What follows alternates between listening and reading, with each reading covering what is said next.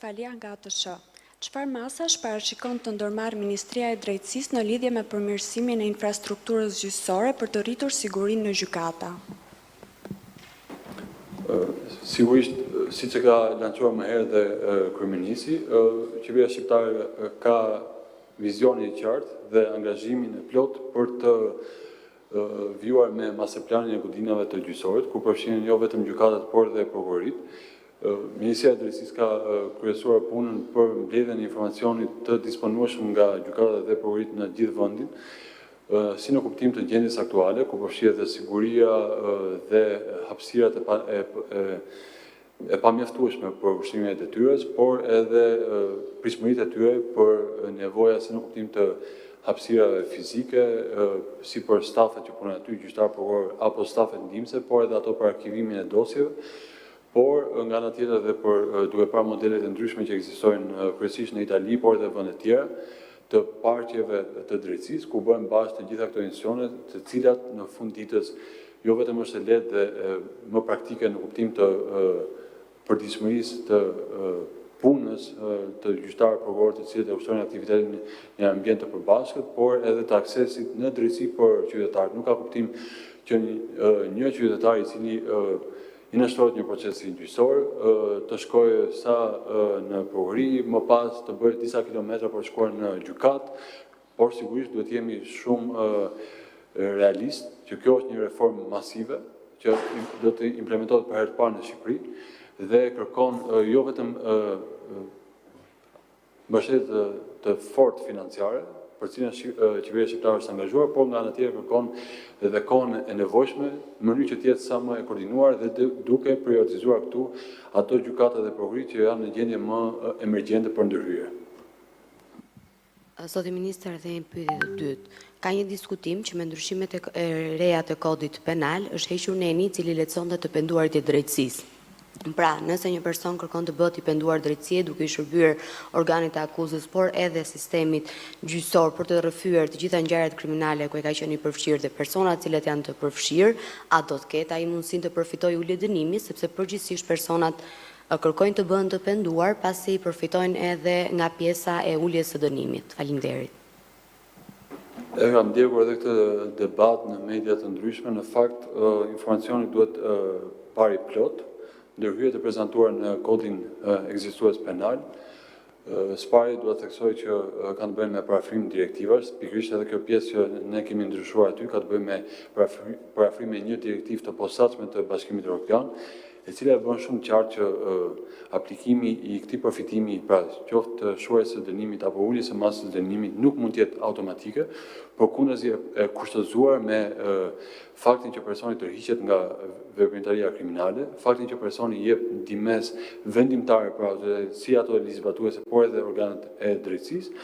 dhe nuk është e vërtetë që vetëm kemi hequr dispozitën nga neni 28 paragrafi 7, por në fakt ka një nen të prezantuar aty, konkretisht 54.2, që ka të bëjë pikërisht me heqjen e dënimit, pra shuarjen e dënimit apo përshtimin pra nga dënimi ose ulja e dënimit për bashkëpunëtorët e drejtësisë dhe viktimat. Nëse lexoni me vëmendje këtë dispozitë, e cila është parafrim motamo i direktivës, në kupton qartë që edhe konsultimet që ne kemi pasur me komisionin, jo vetëm për këtë, por edhe për gjithë elementet tjera, pra të gjithë verbrat e tjera që ndryshojnë në kodin ekzistues, si ato që kanë bënë me krime shumë serioze si trafikimi i drogave, trafikimi i qenie njerëzore, abuzimi për shfrytëzim seksual i të miturve, online dhe offline, apo verbra të tjera të një rrezikshmërie të theksuar, përfshi këtu dhe mbrojtja apo përfitimet që jepen nga ligji bashkëpunëtorëve të drejtësisë ose viktimave,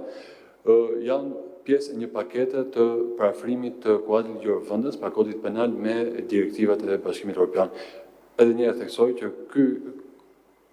kod, pra drafti i amendimeve, i është nështruar konsultimit të vazhdueshëm me shërbimet e Komisionit Evropian dhe vetëm pasi kemi marrë dritën jeshile nga ana e tyre, ne kemi proceduar me miratimin në qeveri edhe më pas në parlament. Zoti Ministër, lusi përgjigje nga Radio Televizioni Publik Shqiptar. Ju folët pak më parë për reformën në drejtësi dhe aktualisht ku përmbahet kjo konferencë nga ana tjetër në KLG përmbahet edhe një seancë për gjyqtaren e posaçme Irena Gjoka ku sipas prokurorisë së përgjithshme kjo e fundit ka gënyer në formularet e deklarimit dhe ka patur një dënim në shtetin grek. A mendoni se ky rast ndikon drejt për drejt në integritetin e reformës në drejtësi? Dhe pyetja e dytë është duke u nisur edhe nga kritikat e fundit që keni drejtuar ndaj ILD-s, ju mendoni që ky institucion nuk ka kapacitet apo nuk di të jetojë gjyqtarët për masat disiplinore ndaj tyre? Okej, unë edhe në çeljet të vitit të ri gjyqësor, një event shumë i rëndësishëm i cili u organizua për herë të parë në gjykatën e lartë, shpreha qartë gjithë qëndrimet e mia si ministri i drejtësisë, bazuar në evidenca, duke adresuar çështjet të ndjeshme si stoku apo gjithë çështjet e prapambetura qoftë në kuptim të hetimit penal, por edhe atyre në gjykim, të cilat zvarritja e atyre përbën një shqetësim për çdo qytetar, po ashtu edhe nevojën që ne kemi për më shumë llogaridhënie dhe përgjegjësi nga magjistratët, dhe kjo është punë sigurisht e ILD-s, pra Inspektoratit të Lartë të Drejtësisë, i cila duhet të jetë sigurisht më proaktive. Unë mirë kuptoj gjithë vështirësitë e hasura në kuptim të plotësimit të vakancave dhe pretendimeve të tjera që ngrihen, por 10 vite pasi është miratuar reforma në drejtësi, të gjitha institucionet përfshi ILD-n dhe këshillat kërkohet të japin rezultate konkrete në përmbushje të detyrave të tyre, si në plotësim të vakancave, të cilat nuk mund të vazhdojnë pamërimisht.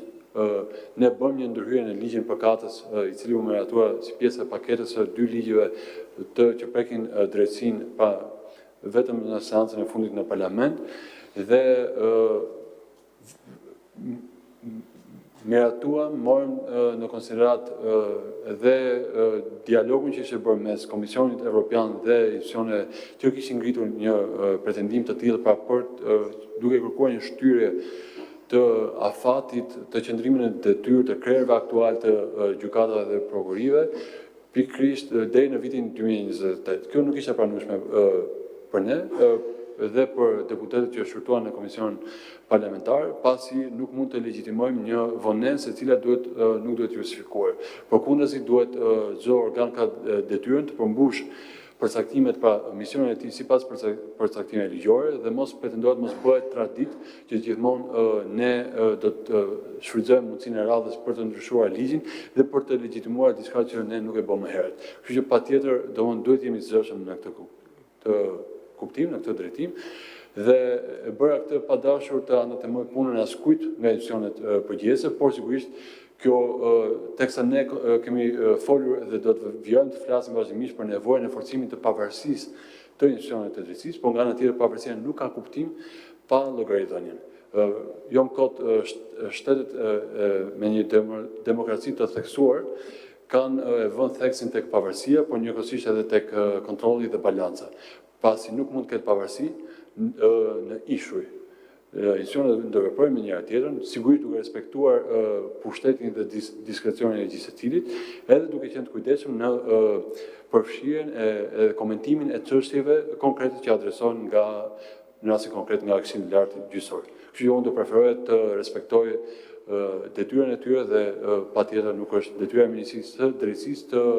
të komentojmë mbi raste konkrete që kanë bëjnë qoftë me hetime disiplinore që bëjnë nga Inspektorati i Lartë i Drejtësisë apo nga KLG-ja në rastin që ju përmendët, por patjetër për sa i përket garantimit të kryesës së detyrës sipas përcaktimeve ligjore dhe duke marrë në konsiderat ankesat e shumta që vijnë nga qytetarët shqiptar, drejtuar Ministrisë së Drejtësisë për pretendime që lidhen kryesisht me zgjatje të afateve deri në pafundësi për zbardhje të vendimeve gjyqësore, që kjo është komplet e paarsyeshme dhe pa justifikueshme dhe nuk kam hezituar për çdo rast që ka ardhur i plotësuar me dokumentacion përkatës dhe verifikimet paraprake që ka bërë stafi i ministrisë për t'i çuar në ILD. Kemi bërë publike raste, do të vijoj ta bëj këtë për çdo rast, pasi në fund ditës qytetarët shqiptarë presin edhe nga Ministria e Drejtësisë, edhe nga politikë borësi që të ketë ndërhyrje dhe të jemi të zëshëm mënyrë që të garantojmë pikërisht dhe llogaridhënien. Vetëm atëherë ne mund të garantojmë që reforma në drejtësi do të jetë e suksesshme, nuk do të jetë thjesht një reformë që zgjat disa vite, por kundrazi, kemi folur për pavarësinë, kemi folur për kapacitet, por duhet të flasim për konsolidimin. Që thotë se cili respekton detyrën sipas afateve ligjore dhe mbi gjitha sipas standardeve evropiane.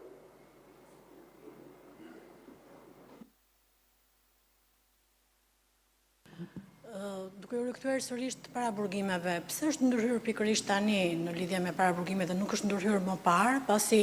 rekomandimet të Këshillit të Evropës ka patur që në vitin 2023 dhe ky ka qenë një problem i mbartur, madje ata kanë ardhur edhe me propozime konkrete.